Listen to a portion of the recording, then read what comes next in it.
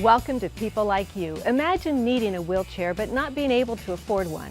That is the reality for people all over the world.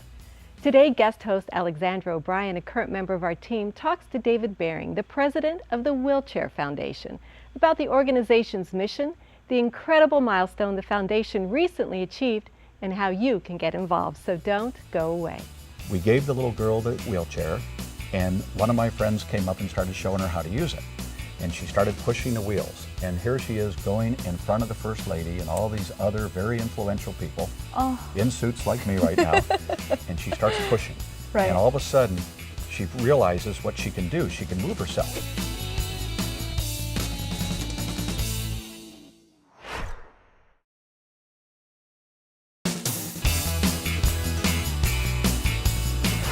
Welcome back. We are here with David Behring, the president of the Wheelchair Foundation. The Wheelchair Foundation has been indispensable since its inception 15 years ago. This organization has promoted and created positive changes in the lives of those in 57 countries and other geographical areas. Today, Mr. Behring shares his vision for the Wheelchair Foundation, insight on being a Christian leader in our community, and the importance of giving back.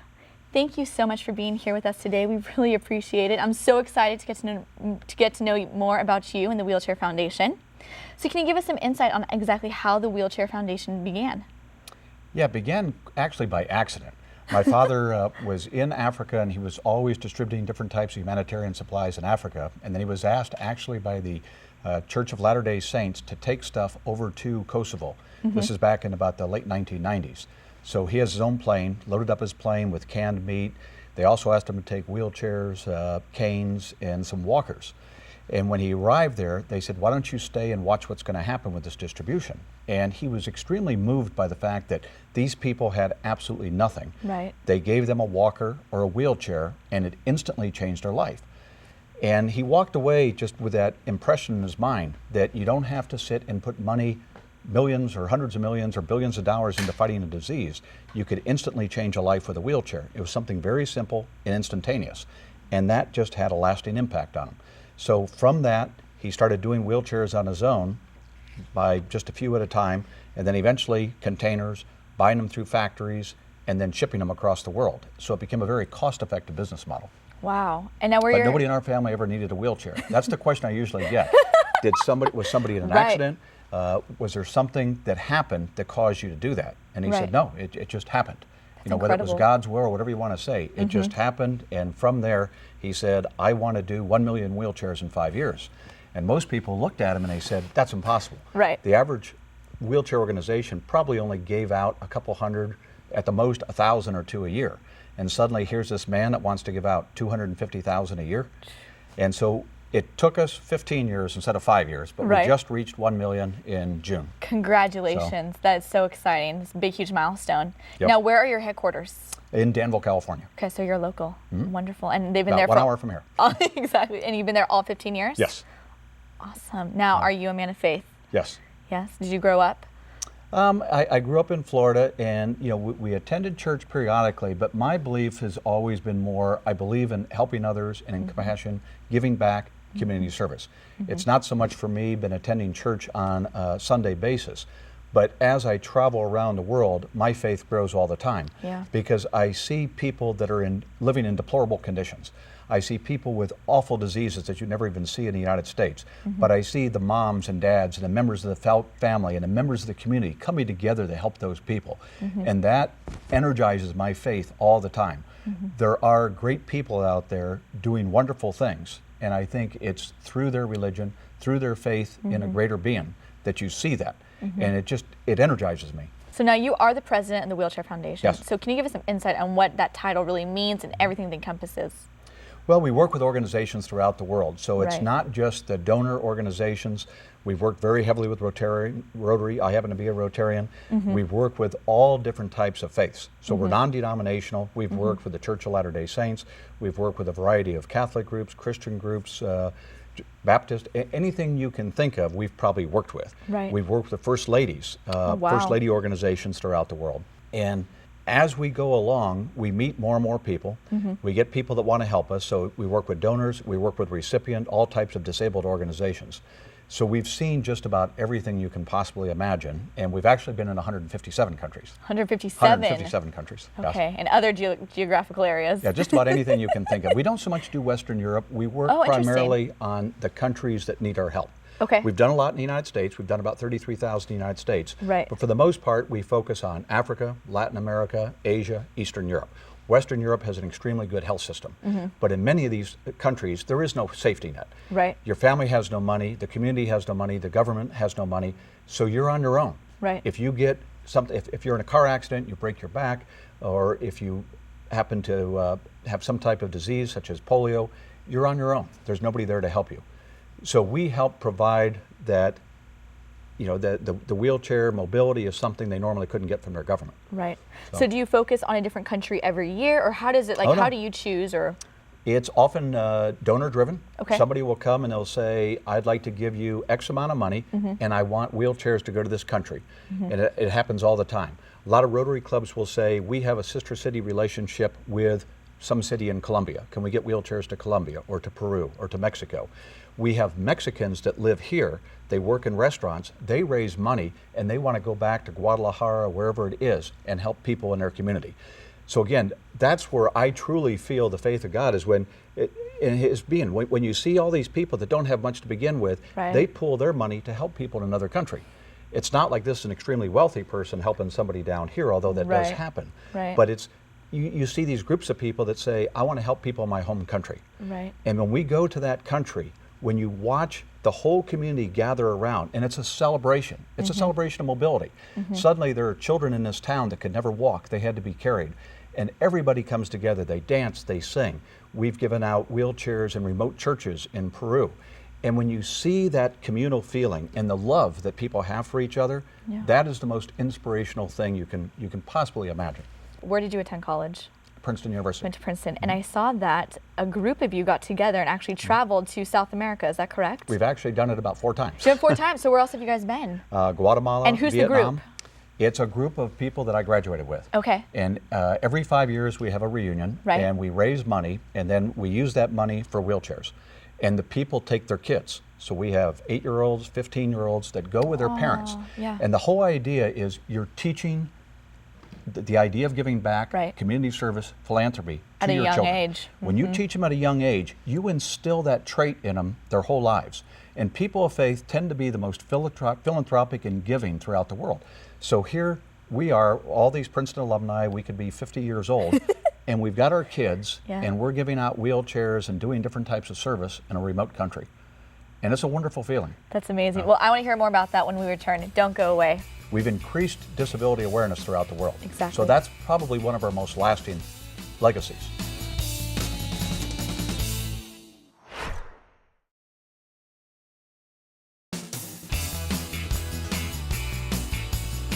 We're back with the president of the Wheelchair Foundation, David Behring. So we just celebrated a huge milestone in June with the Wheelchair Foundation. Can you tell us more exactly what happens? Well, we delivered our 1 millionth and first wheelchair at this event. We had an Hispanic woman with her child. Her child had a disability, needed a wheelchair. He was about 8 or 9 years old. And she stood up and gave a very emotional speech filled with tears, all in Spanish, but everybody knew it. Exactly. From looking at her emotion, you pretty much knew exactly what she said. And she was just thanking the entire room. She was thanking God for helping out her son. And the whole room gave about a 10-minute standing ovation, and everybody was crying. Yeah. It was very, very powerful. We had 550 people in the room. So it was a celebration. We had music and entertainment from Asia. We had African dancers and drummers. We had people from Latin American dancers. We were trying to show our global impact. Right. That we've been in all these countries around the world. So Right. the entertainment reflected that. And the food was also resemblant of those different countries. And people just had a wonderful time. The whole night was about celebration. Yeah. That here we are, we've reached this milestone of 1 million. So we're working on our next million now. And so we're giving wheelchairs away to different countries. We're currently working with Rotary groups as we speak. So when you're sitting there and during this big event and you know that you've just donated, your 1 millionth wheelchair, what is that feeling? What does that feel like? Can you describe it? Oh, it's an incredible feeling of accomplishment. Yeah. Because nobody thought it was possible. I mean, if we had gotten to 100,000, we would have done more than basically any other organization in the world. Right. And at that time, it was more than the top 30 organizations combined. Wow. So one of the side things that's happened as a result of this is interesting. Most of these countries didn't care much about their disabled people. They didn't have the money. They were put away in back rooms. They were never out on streets. Now we have people all the time saying, I saw your red wheelchairs in this country. I saw it in Peru. I saw it in Mexico. I saw it in South Africa. So we hear that on a constant basis. And governments now are starting to listen to the disability and their rights, and they're starting to build sidewalks, which they didn't have before. They're starting to have ramps. Wow. They're starting to allow people on the buses. Right. And that didn't exist 15 years ago. So that's been a positive, ancillary, beneficial side effect, whatever you want to say, as a result of us giving out wheelchairs. Now these people are much more visible than they were before. So now, in addition to going to all these other countries, you also give wheelchairs here on U.S. soil. Yes. Most notably, we had Hurricane Katrina. What happened when Hurricane Katrina hit? We were getting phone calls from all over the Gulf Coast that because of the flooding, the winds, the storm, that a lot of these senior homes had been destroyed. People had to get out in a very short period of time. They left their wheelchairs behind. Right. Hospitals lost their wheelchairs. So we just kept getting story after story. So we shipped about 3,000 wheelchairs to the Gulf Coast. 3,000? 3,000. And they were distributed through Texas, Louisiana, Alabama, that entire Gulf Coast region. Right. And then we did something similar right after the terrible earthquake that hit Haiti. And my brother was actually on my father's plane. We got permission to land. We took food supplies, we took medical supplies, we took doctors, nurses, along with about 30 wheelchairs. To And Haiti. they were there about 6 days after the earthquake. So we do respond to any type of global disaster, an earthquake that occurs, massive flooding, hurricanes. And in the United States, we've actually given about 33,000. And another thing we're currently doing is helping out a lot of the World War II veterans. There's an organization called Honor Flight, which takes these World War II vets back to Washington, D.C.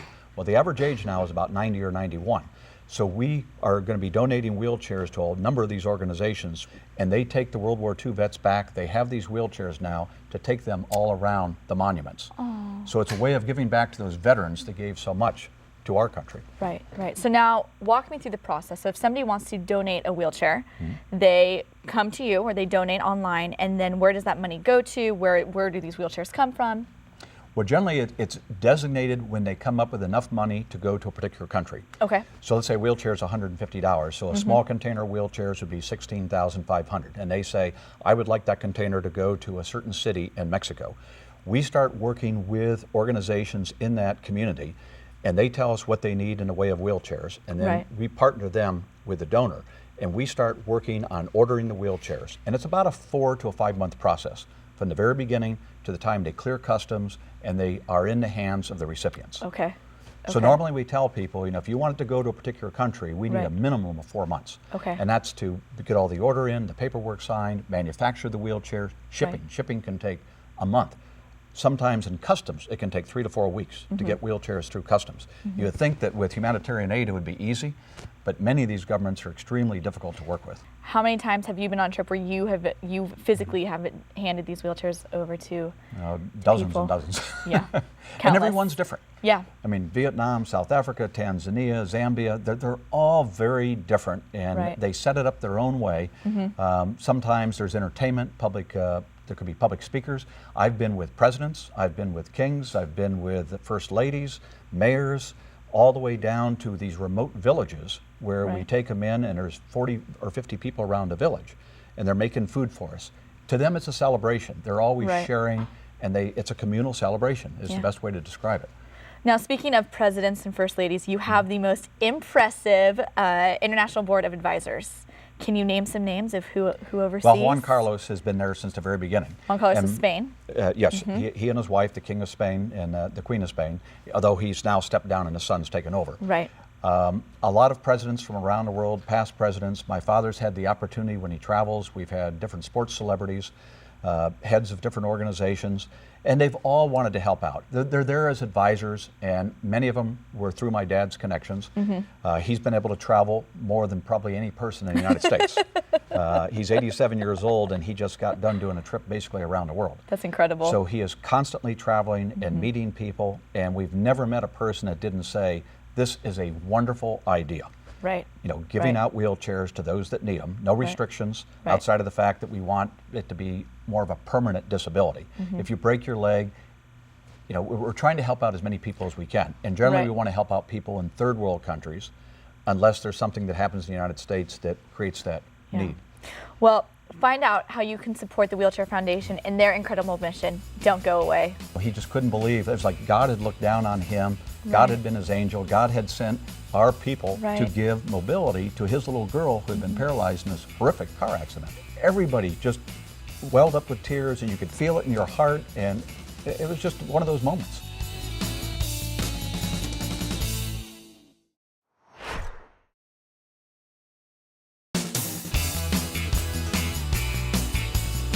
Welcome back. So now you have been able to travel to countless other countries. What has been the most powerful testimony you've heard from somebody who's received a wheelchair from you? There's been so many.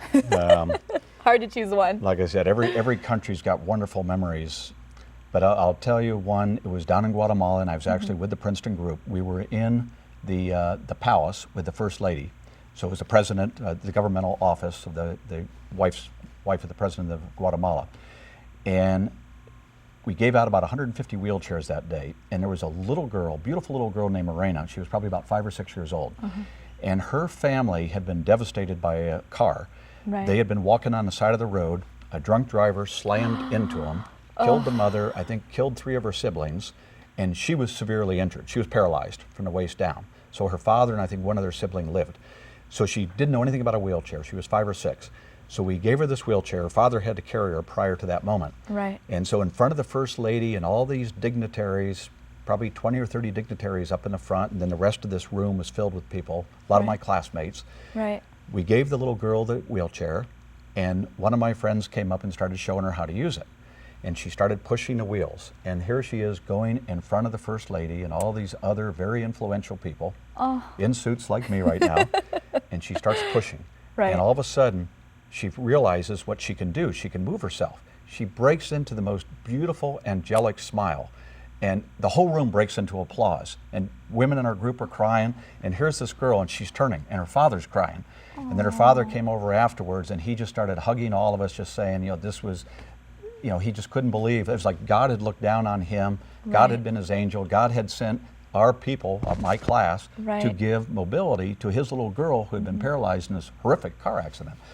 And it was just one of those moments where everybody just welled up with tears, and you could feel it in your heart, and it was just one of those moments. And I've got photographs of it, and I got a movie at home of it, and I've told many people the story over the years, and that's just always been deeply embedded in my mind. Got goosebumps. It's touching. And anytime you help somebody, another quick one was, we were taking, this is way back when they had the, what do you call it, the Polaroid cameras. Polaroid cameras. So we would take a picture of the family in the wheelchair, and we'd give it to the family. So this one family says, can we get 2? And I said, sure, it's no problem, we'll take 2. I said, why do you want 2? Well, we want 1 to put in our house. So every time we go to eat and we gather together as a family, we see the picture of these people that came to help us, these strangers from a different land. The second picture we're taking to our church. And every time we go to church on Sunday, we're going to pray for these angels that came to help us. And we want to tell our friends. So that, again, you know, that is so all incredible. my friends kind of looked at each other, and it's like, okay, 1 in the church and 1 in the family house. Oh my goodness. And those things happen all the time. I went back to Vietnam with a bunch of Vietnam vets, and this was a way for them to heal. They went back and they gave wheelchairs to children that might have had Agent Orange, and we were responsible for the Agent Orange. They gave wheelchairs to people or women that might have had their legs blown off by landmines. The landmines have been there for 60 years, 50 years. They're not going to go away. And so for these Vietnam vets who had these awful images of war, destruction when they were serving, now they're going back and they're healing. They're helping the people of that country. And their wives were saying it was the most powerful, emotional thing their husbands could do, because it started to erase and get rid of some of those terrible ghosts and Right. images that they had from the war. Right. So all these guys said, that was one of the best things I could have done, helping out the people in this country that we had done so much destruction to. Well, you definitely have a heart of compassion, and your whole entire family are totally generous and willing to help out others. Tell me a little bit about your family. Well, I've got, my parents are still alive. They're 87. They have done Are they hundreds local? of wheelchair distribution. Yes. They're local? Yeah, fortunately, most of us live in Danville. Okay. They've been very involved in the community for years in education, museums. From the time I was very young, my parents instilled in me the feeling of giving back. Right. That you have an obligation. It's a moral duty, especially when you're in a position where you're able to. Right. Sometimes a very poor person can't give back financially, they can give back with their time. But when you're in a position where you can give back financially, you can give back in time, it makes you feel good, but you should be doing it. Everybody should be doing it if they have that ability. Civic Helping duty. others is one of the noblest causes that you can do, and it's the most fulfilling. Right. And it's more than just writing a check. It's physically getting involved in Right. any organization in your community, in your church, your community. Helping other people, again, is something that everybody should try and get their children involved with. For the time they're very young, and then it stays with them their entire lives. So we encourage people to take their children whenever they're doing some type of community service. And you have children. Let them watch you. You be the role model. Right. I have 2 children, and Right. they've each gone on 4 or 5 wheelchair trips. Oh, wow. They've also been involved in helping out troops in the community. So I've tried to put that notion of philanthropy into them. Right. And I just think it's extremely important. Yeah. So now And tell hopefully me. they're going to pass it on to their kids. Exactly, family legacy. Now tell me, what can KTLN viewers do to help support the Wheelchair Foundation?